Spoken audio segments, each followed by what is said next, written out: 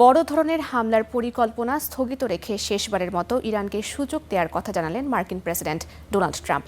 সোমবার ওভাল অফিসে সাংবাদিকদের তিনি বলেন, তেহরানের সাথে আলোচনা চলমান রয়েছে। যদিও ইরান বলছে ওয়াশিংটনের সাথে কোনো আলোচনা হচ্ছে না, বরং ইরানের উপর নৌ অবরোধ শিগগিরই তুলে না নিলে মার্কিন বাহিনীকে বড় মূল্য গুনতে হবে বলে হুঁশিয়ারি দিয়েছে তেহরান। যুদ্ধের ময়দান এখন ঠান্ডা, কিন্তু পর্দার আড়ালে চলছে ইরান যুক্তরাষ্ট্রের বাগযুদ্ধ। কথার লড়াইয়ে জিততে পারাটাই যেন যুদ্ধজয়। একে অপরকে লক্ষ্য করে একের পর এক হুমকি ধামকিতে সরগরম গণমাধ্যম, সামাজিক যোগাযোগ মাধ্যম। ফের ইরানে বড় হামলার হুমকি দিলেন ট্রাম্প, যা তিনি প্রায়ই দিয়ে আসছেন। আমি তাদের শেষ সুযোগ দিতে চাই।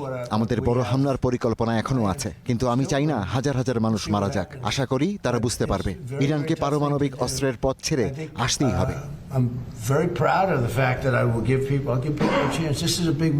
সৌদি আরব সহ মধ্যপ্রাচ্যের মিত্রদের অনুরোধে আপাতত বড় হামলা থেকে সরে এসেছে যুক্তরাষ্ট্র। সমঝোতার শর্ত হিসেবে ইরানকে পারমাণবিক কর্মসূচি সীমিত করার পাশাপাশি হরমুজ প্রণালীর ওপর একক নিয়ন্ত্রণের চেষ্টা থেকেও সরে আসার শর্ত দিয়েছেন ট্রাম্প। সেটি নাকচ করে তেহরান বলছে ওয়াশিংটনের সঙ্গে কোনো আলোচনা চলছে না, তবে হরমুজ প্রণালী নিয়ে ওমানের সাথে আলোচনা হচ্ছে। সমঝোতা চুক্তি বানচাল হওয়ার পর হরমুজ নিয়ে উত্তেজনার জেরে ইরানি বন্দরগুলোতে ফের নৌ অবরোধ জারি করেছে যুক্তরাষ্ট্র। এই অবরোধে এখন পর্যন্ত ৪৪টি বাণিজ্যিক জাহাজের গতিপথ পরিবর্তন করা হয়েছে বলে দাবি মার্কিন বাহিনীর। ইরানের সর্বোচ্চ নেতার সামরিক উপদেষ্টা মোহসেন রেজাইর হুঁশিয়ারি, অবরোধ চললে এর চরম মূল্য দিতে হবে যুক্তরাষ্ট্রকে। নৌ অবরোধ চললে মার্কিন জাহাজ ও বাহিনী ক্ষয়ক্ষতির মুখে পড়বে। যুক্তরাষ্ট্রকে তাদের আচরণ বদলাতে হবে। হরমুজে দ্বিতীয় কোনো করিডোর আমরা মেনে নেব না।